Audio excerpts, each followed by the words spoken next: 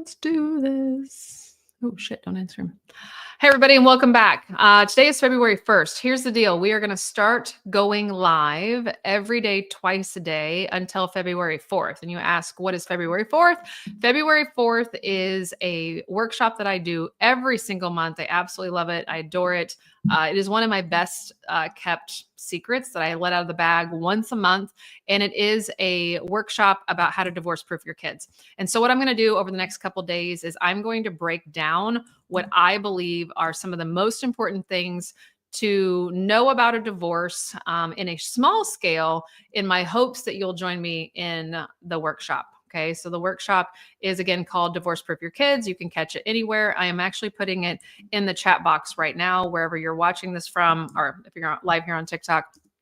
You're going to have to catch that at the link tree up above. Okay, so we're going to go live over here on Instagram as well. So let's dive into this. All right, so what do you guys think? Let me know where you're watching this from right now. What do you think one of the biggest mistakes parents make when going through a divorce? And for those of you that are putting in live questions, I'm not going to get to those till the end. Right now, I just want to kind of dive into what we think is one of the top mistakes that parents are making. Can anybody put in the comment section what they think that those mistakes? Too many details? False. That's actually really, really good thing. You want a lot of details in the parenting plan, but just in general, this isn't parenting plan specific. What do you think is the biggest mistake parents are making when it comes to their divorce and their divorce proceedings? Okay. Writing, again, messing up in their parenting plan. Again, I think that's actually good. But what do you think it is with their kids? What's the mistake that people are putting in? Jacqueline's onto it. Jacqueline says not child focused. Okay. The answer is we involve our kids into adult conversation.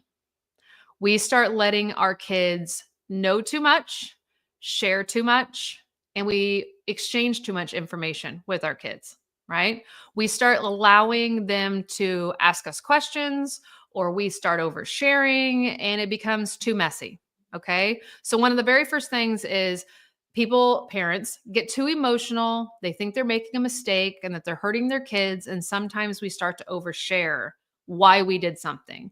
We want to let our kids know that it's not them, it's what happened. And sometimes we overstep and we go into way too much detail. I have seen in the decade that I've been helping parents, I have seen parents go into way too much detail about why their parents are getting divorced.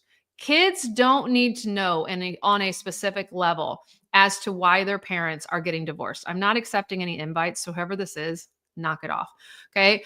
A lot of parents are going to go into divorce thinking that they have to be over the top information. And again, I love what Christine is saying here in the comment section on Instagram. She's saying, hey, keep it kid level. So if you have a 4 or 5-year-old, we don't need to be going into the nitty gritty about the divorce. Absolutely not. We need to be going into, hey, we've parted ways. This is what happened in a nutshell, and move on. Kids don't want to get caught up into the details. So that's one part of oversharing that parents are going too wrong.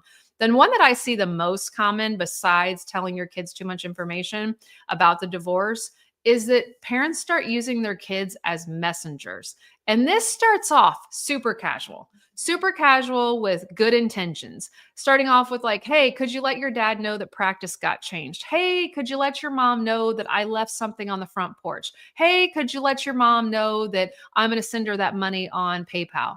And before you know it, we have stopped communicating with our ex, and we have literally put our child as the messenger going back and forth. Hey, Walker, what's up? So when we talk about these mistakes of putting your kids in the middle, it can be super casual at the beginning.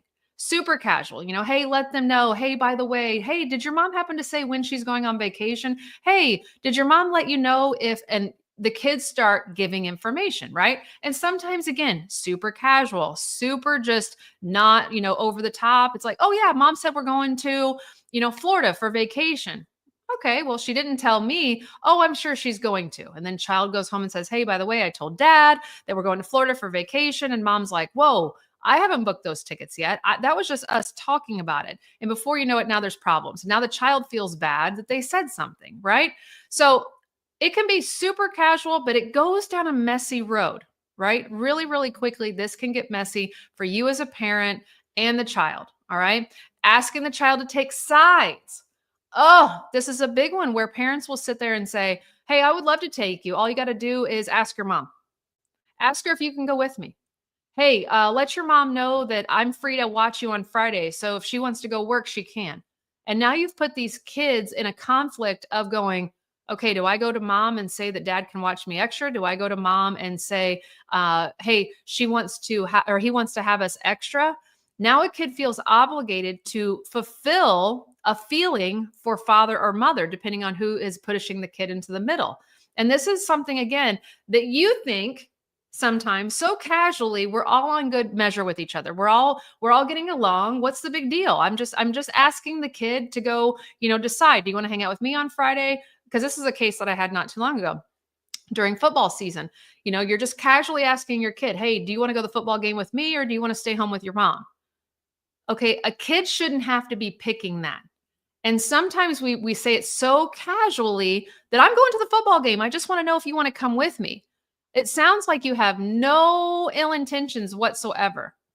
But in the kid's perspective, I'm having to think as a child, I'm going, man, I would love to go to that football game with dad, but I'm supposed to be at mom's this weekend, and mom might be upset if I don't stay home with her, but I do want to go to that football game. When in reality, what should have happened is dad should have just messaged mom and said, hey, if you don't have anything going on, I could take him to the football game if you want. I'll bring him right back after the game. And she could have said, oh, absolutely, no big deal. Now the kid gets to go and there's no pressure. But if mom were to say, no, we have plans, we're actually going to my sister's house for dinner, now the child feels bad because they know about the game. They know that's an option. And now they also know that they have to go to aunt's house. And now they're like, shit, dad's asking me to go to the game, but now I have to go to aunt. I don't want to go to aunt's house. So I want to go to the game, but mom wants me to go to my aunt's house. And I'm stuck in the middle. I don't know who to choose. Kids of divorce should not have to pick. We should not be putting them in a spot where they are having to decide things in their life. That is eventually going to come. It's going to come way down the road. But I have tons of clients right now who are asking their kids things like, hey, who do you want to take you to swim class? And they're 7. Hey, who do you want to come on your field trip? And they're in 3rd grade. This is not fair to put your kids in this spot of having to be the bad guy, because no matter what a child picks, they're the bad guy to one or other parent. And so it's conversations like these that make it really important that you do have a good parenting plan. Shameless plug, the workshop that I'm giving on February 4th, which is next Tuesday at 4:00 Central, you get a replay no matter if you attend live or not, are the details that are going to be important to cover things like, hey, when somebody wants extra time and they ask, what's the rules? When they want to go on the field trip, who has it? Those are the kind of details that we put inside that parenting plan. And where to learn better about that than to go to that workshop on February 4th and learn about parenting plans, learn about how to protect your kids, learn about those things. Okay. So let's keep going. What are other ways that parents are putting their kids in the middle? Making kids feel responsible for fixing co-parenting issues. All right. This one can go into, just simply a child saying, hey, can you tell your dad to stop calling our house? Okay. You want me to go tell my other parent that they need to stop doing something that impacts this house. That's not cool. All right. You should never put it on your child to understand your paperwork and to know what your rules are in your parenting plan. And again, your parenting plan is the foundation. It is, if you are building a house, the parenting plan is literally the foundation on what will build up the rest of your co-parenting journey. Because your foundation, your parenting plan, is the rules, are the policies, are the guidelines. And a lot of us walking around have shitty parenting plans. We have parenting plans that were wrote for, a good season. Oh, parties will later discuss. Parties will later determine. Parties will later hang out. Parties will later talk. And that's all bullshit. It's all bullshit. You need to have a parenting plan that says exactly what is true. Here is my time. Here is your time. Here are the things I'm going to do. Here are the things you're going to do. Here are the things that you're responsible for. Here are the things that I'm responsible for. And again, I go over these things inside of that workshop on February 4th. And this is one of those things that people think that they'll just be able to work it out later because they're divorcing possibly as friends right now, or they're divorcing possibly as at least respectful adults. But so many people don't. So many people have it out for their ex during the process of divorce, and or shortly thereafter the divorce starts, it goes haywire really fast when someone starts moving on with their life, whether dating or whether just being happy. that makes the other person totally triggered and irrational, right? So, here again, let's just review some ways that you might be putting your child right in the middle. We have using them as messenger. Hey, go tell your mom I need to pick you up early. Talking negatively about the other child or about the other parent, asking the child to pick sides, or having the child fix co parenting issues. Well, just tell your mom you want to go on an extra week of vacation. Just tell her. No, that should be a dialogue between adults. Okay. So you want to make sure that you understand that this affects kids. It affects them deeply, emotionally, and psychologically. When you have the whole, go tell your parent another thing, there's a part of a child that's like, I shouldn't have to tell them what you said. You're on your phone all the time. Why can't you just text them? Why can't you just call them? This could create some anxiety. The big one, though, is the talking bad about the other parent in front of the child. Describing your ex to a T physically. Maybe they're fat. Maybe they're too skinny. Maybe they've lost weight. Maybe they have acne. Maybe they're alcoholic. Maybe they're a drunk. Maybe they're a hoe. Maybe they're, lazy and they don't go to work. When you're saying things like that in front of your child, you are really shaping how they think. Their psychological warfare is going on in their head and they're thinking, oh my gosh, I love my mom, but my dad thinks she's a piece of shit. I love my dad, but my mom says he doesn't pay for anything. And this is back and forth in this little kiddo's head of like, who's right, who's wrong. And they never even stop to think about how they feel about it, how they are interacting. What is their response to hearing these things? And I think we take advantage of younger children that we think that we can just say whatever we want to. We don't think the 2 and 3-year-old can absorb. We don't think that it's going to have ill effects if we're just holding our baby and talking about the other parent, but it does. My children, one of them is on here, Walker, were 1 and 3 when I started my divorce, and their father prided himself on talking negatively about me to the children. And I think it's one of those things where my hope is that it started off small and casual because they were so small. And nobody called him on it. Nobody said, hey, this is inappropriate. Hey, you shouldn't be doing this. Hey, stop talking like that in front of him. Nobody caught him in it, right? And so it went from when it was completely innocent, so he thought at the ages of 1 and 3, and it kept going on for years to come, where talking about me in a negative light was acceptable, was okay, was a normal behavior for him. He didn't think twice about it. Nobody was telling him not to. The children sure as hell weren't, right? And so it just became to where the kids got to the point where they were giving him gratification for talking like that. If he said things like, your mom's crazy, they'd be like, yeah, she's batshit crazy. If he said, oh, your mom's a bitch, oh yeah, man, she's so hateful. And this would just build his ego up, right? Now, why were kids saying that? Because he was putting so much emphasis on the response. There was no way, and they tried, my children, to say, oh, no, she's not like that. Oh, no, that's not happening. Oh, no, we don't think she's a bitch. He would have spent the next 20 minutes trying to talk them into it. So they knew from the word go that it was just easier to comply and say, to get him to possibly decrease the amount that he was throwing at them. But having you talk negatively, and it can be casual, like, oh, yeah, your mom thinks she's funny. That's funny. That's humorous. That's haha. But what are you talking about? Are you talking about when she's standing there saying, hey, you owe me half of this copay? And the dad says, oh, you think you're funny. And the child is observing this. There's a lot of guilt and anxiety and stress, which outpours into behavior issues with your children, withdrawal issues, over emotional.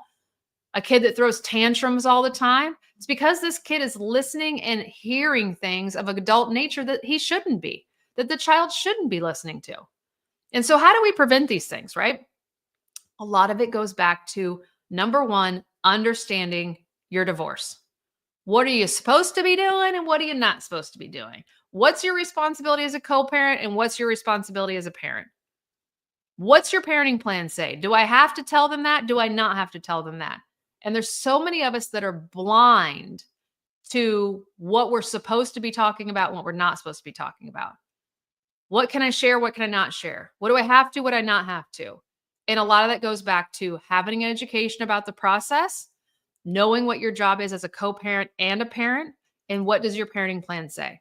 And again, that February 4th workshop, Divorce Proof Your Kids, is one of the best things that you will ever come across.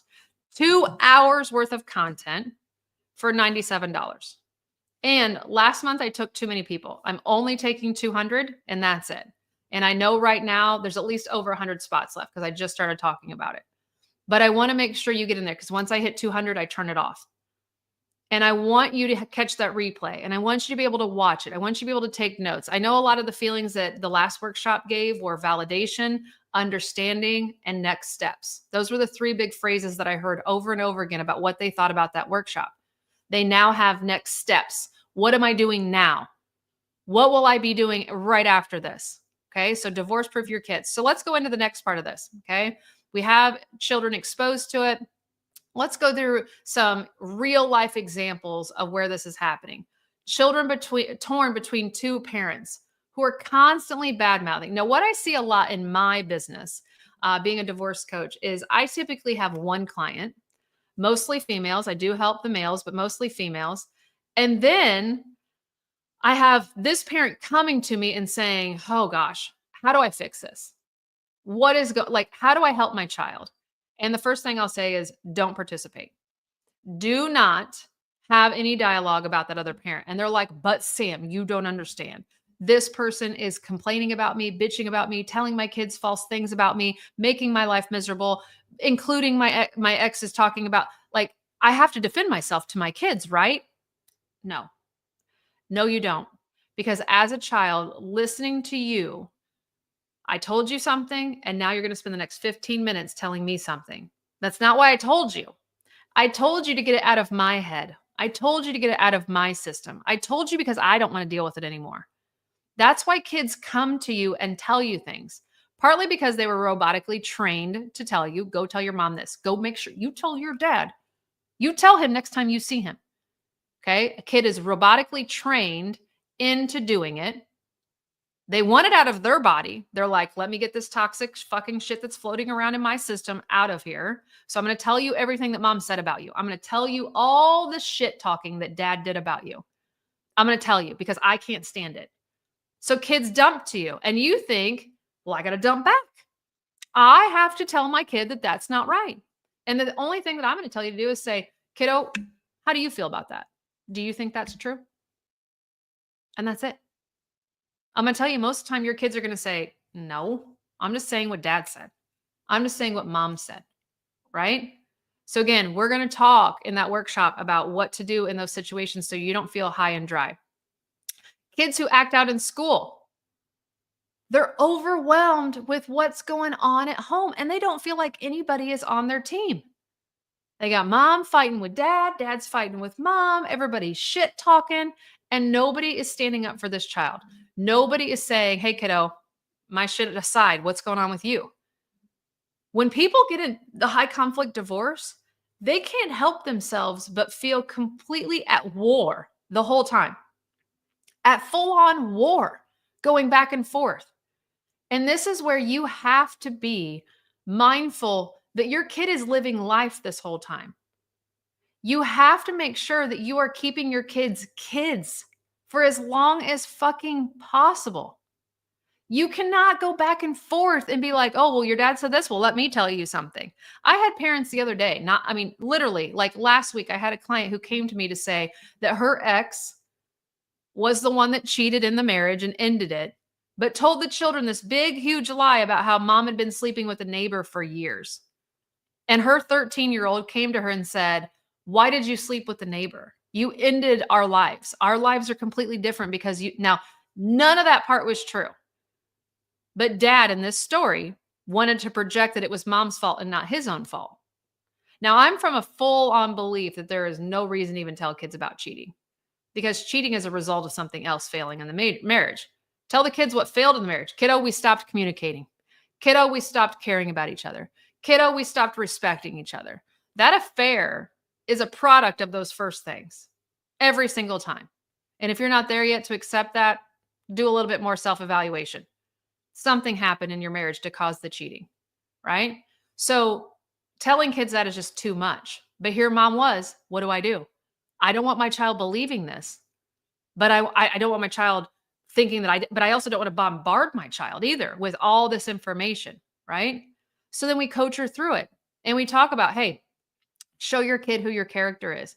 Show your kid who you are as a person. Make sure your kid knows that they can come ask you. Appreciate that your kid told you that. Kiddo, I love that you told me. Thanks for letting me know. Thanks for opening up and telling me. I can't believe your dad told you that. That's not anywhere close to accurate. The important thing here is that you're safe. You have 2 loving homes.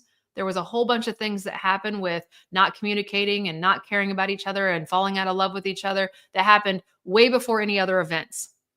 But me sleeping with a neighbor is not true. And I move on. I do not sit there and say, the neighbor's not my type. There's no way I'd fuck the neighbor, blah, blah, blah, blah, blah. Your dad's lying. Your dad had a girlfriend for 3 years. Because as a kid, I'm going, oh my gosh, you just dumped a bunch of adult shit in my lap, right? Because you're in the middle of war. You're in the middle of this ugly divorce. And so when you feel like you're losing somebody from your side to the other side, sometimes there's no choice, right? You feel like, well, I have to right this wrong. I have to tell my kids. I have to be able to tell them the truth. And it tailspins. And before you know it, you're having a full-on adult conversation with your child as they're sitting there going, are you fucking kidding me? Like, dad does this shit to me. And now you're doing this with me? I don't want to sit here and talk about this. Absolutely not. So it's really important for you guys to understand that you have to know about this process. And there's so many things about divorce and co-parenting, especially in high conflict where there's been turmoil, there's been horrible things said, there's attacks going on, that you protect yourself. You have to protect yourself with education. What is right of first refusal? How do we swaps? What are the holidays? What's the visitation schedule? You have to know, and this is the one thing I pride myself on. When you come to the workshop, you are thoroughly going to understand and know if your attorney writes your parenting plan, if it's good or not. You're going to be able to read through it and go, wait a second. And I call all shitty lawyers Larry. Wait a second, Larry. Why don't you have anything wrote in here about this, this, and this? Why are you using this word? This means that him and I are going to have to talk to each other. This means him and I are going to have to come back. And I want to teach you all of that inside of that workshop. So I did the workshop for the first time last month. It was amazing. It was 2 hours. It was about an hour and a half, actually, hour and 45 minutes, because I talked really, really fast. I'll talk a little bit slower probably this month. And it has a PowerPoint presentation and it has a checklist that comes with it. And you get the replay and you can watch it as many times as you want in 30 days. And it's really an opportunity for, I couldn't believe how many people in the comment section were saying, this is exactly what's going on in my case. And I'm so glad I'm here. This is exactly what's happening to me. I'm so glad I learned that I didn't go down that rabbit hole because I did it wrong, right? I mean, a lot of you have probably made a lot of mistakes wrong in your divorce process. You've picked the wrong attorney. You've picked the wrong people. You've made some mistakes on what you've been over the top about. You've forgotten some things that you should have been over the top about. But my question is, how are your kids handling it? Have you checked in with your kids? Are you up to date on what your kids are going through?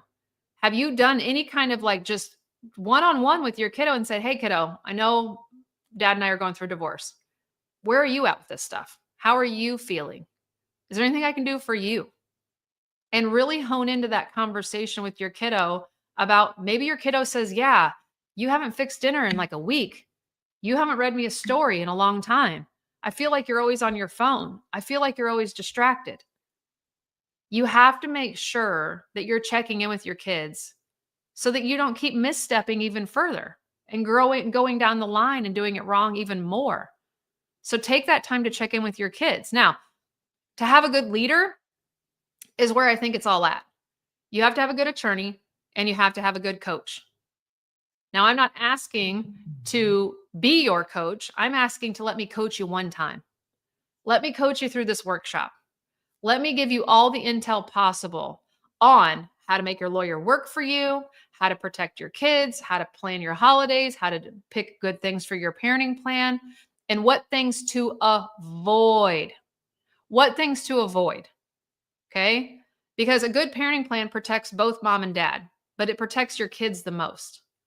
You want to have something that push come to shove, your kids know what's going on, what the next thing is, where life is going, how it's going to be happening. All right, so take advantage of the link in the bio. Take advantage of that workshop on February 4th. Again, limited spots. Once I get to my max capacity, I'm shutting it down and you'll have to wait till next month.